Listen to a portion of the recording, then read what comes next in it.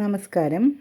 നാഗാരാധനയുടെ പ്രാധാന്യത്തെ പറയുവാനാണ് ഈ ഒരു ഷോട്ടിലൂടെ ഞാൻ ഉദ്ദേശിക്കുന്നത്. കേരളത്തിലെ പുരാതന തറവാടുകളിലെല്ലാം തന്നെ വിശ്വാസത്തിൽ അധിഷ്ഠിതമായിട്ട് അതീവ പ്രാധാന്യത്തോടെ കാവുകളെ സംരക്ഷിച്ചിരുന്നു. ഓരോ കുടുംബത്തിൻ്റെയും നിലനിൽപ്പ് പോലും സർപ്പങ്ങളുടെ അനുഗ്രഹത്തിലൂടെയേ സാധ്യമാകൂ എന്ന അടിസ്ഥാന വിശ്വാസത്തിലായിരുന്നു ഇങ്ങനെയുള്ള ഒരു ആരാധന.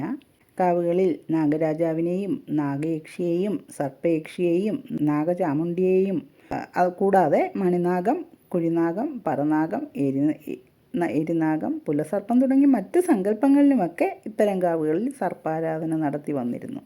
വർഷത്തിലൊരിക്കൽ സർപ്പബലി നൽകിയും നൂറുംപാലും തുടങ്ങിയ വിശേഷാൽ പൂജകളുമൊക്കെ നടത്തപ്പെട്ട് സർപ്പപ്രീതി ഓരോ കുടുംബങ്ങളിലും നടത്തിയിരുന്നു.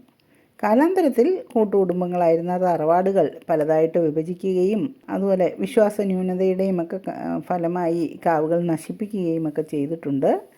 ഈ കാവുകൾ ഇങ്ങനെ വിദ്യാമണ്ണം മാറ്റി സ്ഥാപിക്കാതെ നശിപ്പിക്കപ്പെടുകയും സർപ്പഹത്യകളും ഒക്കെ ചെയ്തതിനാൽ തന്നെ കടുത്ത സർപ്പശാപത്തിനും ദോഷങ്ങൾക്കുമൊക്കെ ഇത് കാരണങ്ങളായി തീരാറുണ്ട്.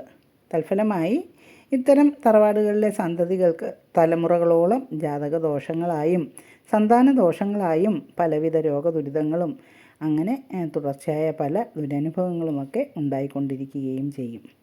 അങ്ങനെയുള്ള ഈ ഒരു അവസരത്തിലാണ് നമ്മൾ ഈ സർപ്പപൂജയുടെ ആരാധനയെ മനസ്സിലാക്കേണ്ടത്. എല്ലാ സർപ്പദോഷത്തിനും സർപ്പബലിയാണ് പരിഹാരം.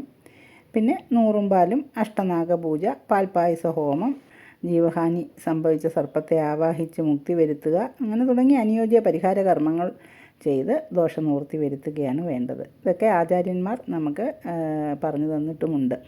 അതുകൂടാതെ ഉപ്പും മഞ്ഞളും വയ്ക്കുകയും അതുപോലെ പുറ്റ്, മുട്ട, സർപ്പരൂപം, പട്ട്, കരിക്ക്, കദളിപ്പഴം, കവിങ്ങും പൂക്കല, മറ്റ് പൂജാദ്രവ്യങ്ങളൊക്കെ സമർപ്പിക്കുകയും പായസവും പാൽപ്പായസം, ത്രിമധുരം, മലര്, അപ്പം എന്നീ നിവേദ്യങ്ങളും പുള്ളുവമ്പാട്ടും സർപ്പപ്രീതികരമായ ഉത്തമ വഴിപാടുകൾ തന്നെയാണ്.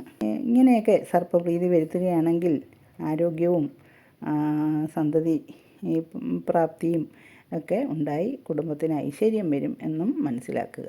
ഇതുകൂടാതെ സന്താനങ്ങൾ ഉണ്ടാകാതെ വിഷമിക്കുന്ന ദമ്പതികൾക്ക് സന്താന തടസ്സത്തിന് കാരണം ജാതകവശാലോ പ്രശ്നവശാലോ രാഹു എന്ന് കാണുകയാണെങ്കിൽ രാഹുവിൻ്റെ അതിദേവതയായ നാഗങ്ങളെ പ്രീതിപ്പെടുത്തുവാനായിട്ട് മണ്ണാറശാല ക്ഷേത്രത്തിൽ ഉരുളി കമഴ്ത്തൽ പോലെയുള്ള വഴിപാടുകൾ നടത്തി വരുന്നു. അതിനെപ്പറ്റി കൂടുതൽ അറിയുവാനായിട്ട് ചാനൽ സബ്സ്ക്രൈബ് ചെയ്ത് എൻ്റെ വീഡിയോ കാണുവാൻ ശ്രമിക്കുമല്ലോ. നന്ദി, നമസ്കാരം.